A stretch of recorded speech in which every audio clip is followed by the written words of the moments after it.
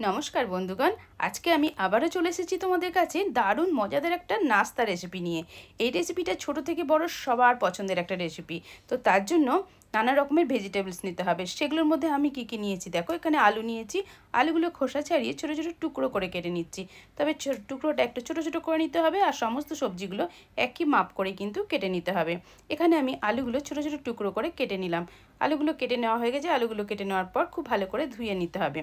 সমস্ত আলুগুলো একই মাপ করে কেটে নেওয়া আমার কমপ্লিট হয়ে গেছে। এবার আমি এগুলোকে ধুয়েও নেব। এবার একটা পেঁয়াজ নিয়েছি, পেঁয়াজটাকেও ঠিক 4 চৌকো করে কেটে নেব। তো ছোটো ছোটো টুকরো করে কেটে নেওয়ার আগে আমি পেঁয়াজটাকে একটু ভালো করে ধুয়ে নিয়েছিলাম। কেটে নেওয়ার পর পেঁয়াজটা ধোয়ার দরকার নেই। তো এই ছোটো ছোটো টুকরো করে পেঁয়াজটা কেটে নেওয়া কমপ্লিট হয়ে গেল। পেঁয়াজটা কাটতে কাটতে তোমাদের ছোট্ট একটা টিপস বলে দিই। পেঁয়াজ কাটার সময়তে চোখ দিয়ে খুব জল বেরোয়, খুব ঝাল লাগে বলে। তো তোমরা একটা কাজ করবে, পেঁয়াজটা কেটে হাফ করে নিয়ে খোসা ছাড়ানোর পর জলে কিছুক্ষণ ভিজিয়ে রাখবে, তারপর কেটে ফেলবে। তাহলে পেঁয়াজের ঝাল আর লাগবে না, চোখ দিয়ে জলও পড়বে না।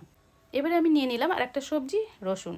রসুনটাকে কয়েকটা কোয়া নিয়ে নিয়েছি। তারপরে এটাকে খোসা ছাড়িয়ে খুব সুন্দর করে ছোটো ছোটো টুকরো করে কেটে নিতে হবে।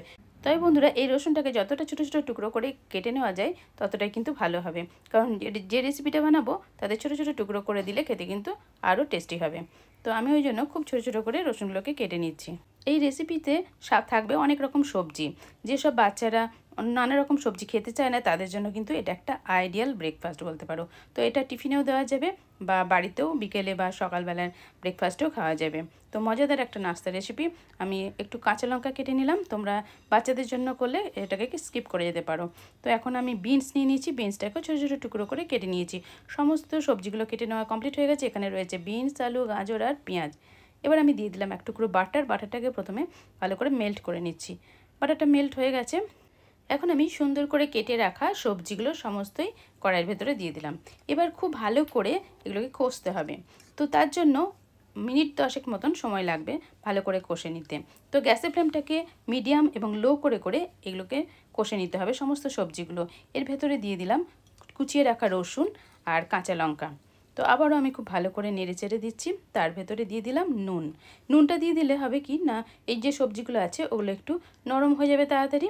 আর দিয়ে দিলাম গোলমরিচের গুঁড়ো। এবার সমস্ত উপকরণগুলো একসাথে ভালো করে নেড়ে চেড়ে দিচ্ছি। নেড়ে চেড়ে দেওয়ার পর এবার আমি ঢাকা দিয়ে দেবো। এইভাবে গ্যাসের ফ্লেমটাকে কমিয়ে রেখে ঢাকা দিয়ে দিলাম মিনিট 7 মতন।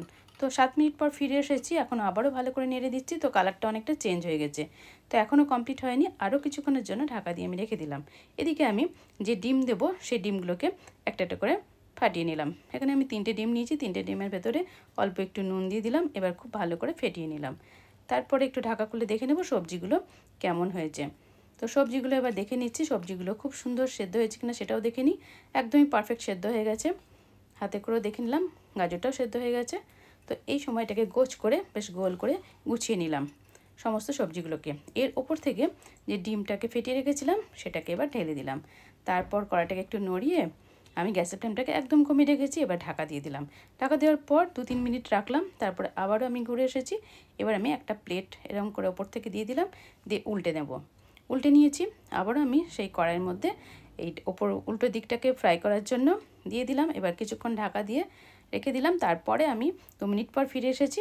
এটা কিন্তু একদম কমপ্লিট হয়ে গেছে। টোটাল ব্রেকফাস্টটা আমার একদম কমপ্লিট হয়ে গেছে। দারুণ মজাদার এই রেসিপিটা, খেতে কিন্তু অসাধারণ লাগে। ছোট থেকে বড় সবার কিন্তু ভীষণই প্রিয়। তো দেখো কতটা ইয়াম্মি টেস্টি হয়েছে। আমার এই নাস্তা রেসিপিটা ভালো লাগলে লাইক, কমেন্ট, শেয়ার, সাবস্ক্রাইব করে পাশে থেকো। Tata, bye bye.